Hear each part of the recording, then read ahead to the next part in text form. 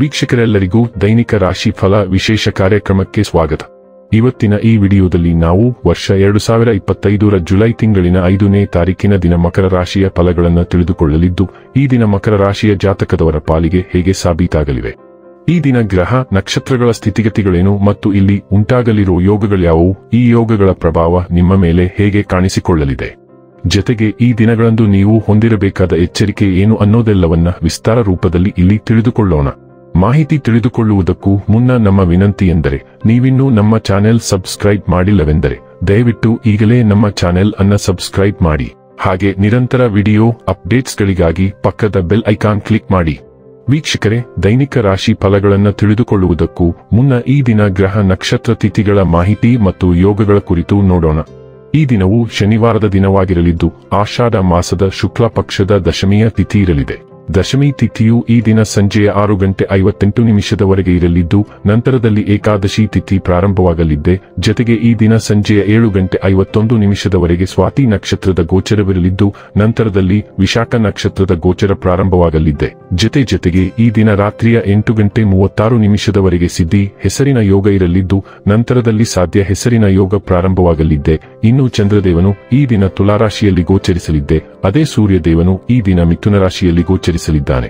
ಇನ್ನು ಈ ದಿನದಂದು ಅಭಿಜಿತ್ ಮುಹೂರ್ತ ಬೆಳಿಗ್ಗೆಯ 11:58 ಇಂದ ಮಧ್ಯಾಹ್ನದ 12:54 ಇರಲಿದೆ.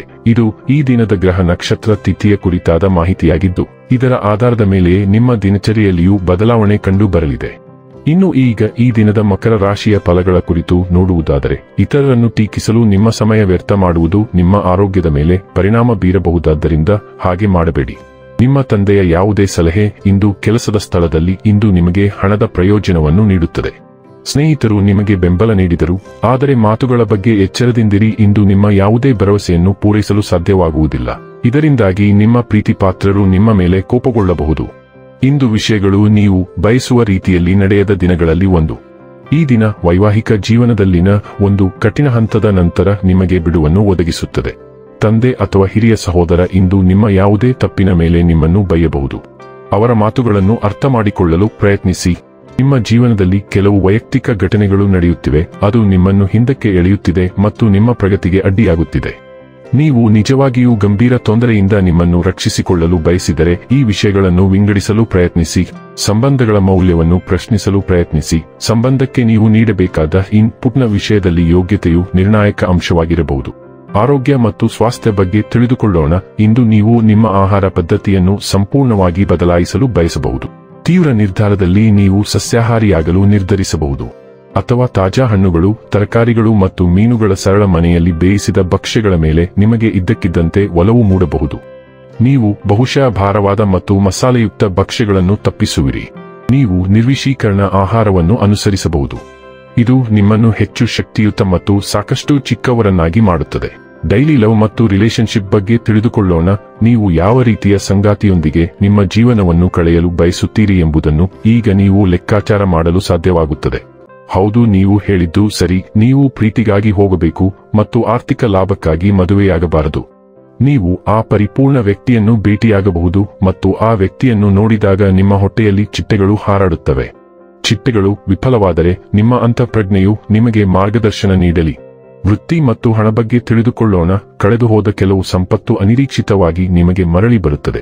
ಇದರಿಂದ ನಿಮ್ಮ ಎಲ್ಲಾ ಹಣಕಾಸಿನ ಬದ್ಧತೆಗಳನ್ನು ನೀವು ಸುಲಭವಾಗಿ ಪೂರೈಸುತ್ತೀರಿ. ಇದು ನಿಮ್ಮ ಪ್ರಸ್ತುತ ಆರ್ಥಿಕ ಸ್ಥಿತಿಗೆ ಅಗತ್ಯವಾದ ವಿಶ್ರಾಂತಿಯನ್ನು ಸಹ ಒದಗಿಸುತ್ತದೆ. ಆದಾಗ್ಯೂ ವಿವೇಚನೆಯಿಂದ ಖರ್ಚು ಮಾಡಿ, ಏಕೆಂದರೆ ಈ ಹಣ ಖಾಲಿಯಾಗಿದ್ದರೂ ನಿಮ್ಮ ಜವಾಬ್ದಾರಿಗಳು ಅಷ್ಟು ಸುಲಭವಾಗಿ ತೀರಿಸಲ್ಪಡುವುದಿಲ್ಲ. ನೀವು ಉಳಿತಾಯವಾಗಿ ಸ್ವಲ್ಪ ಮೊತ್ತವನ್ನು ಪಕ್ಕಕ್ಕೆ ಇಡಬೇಕು.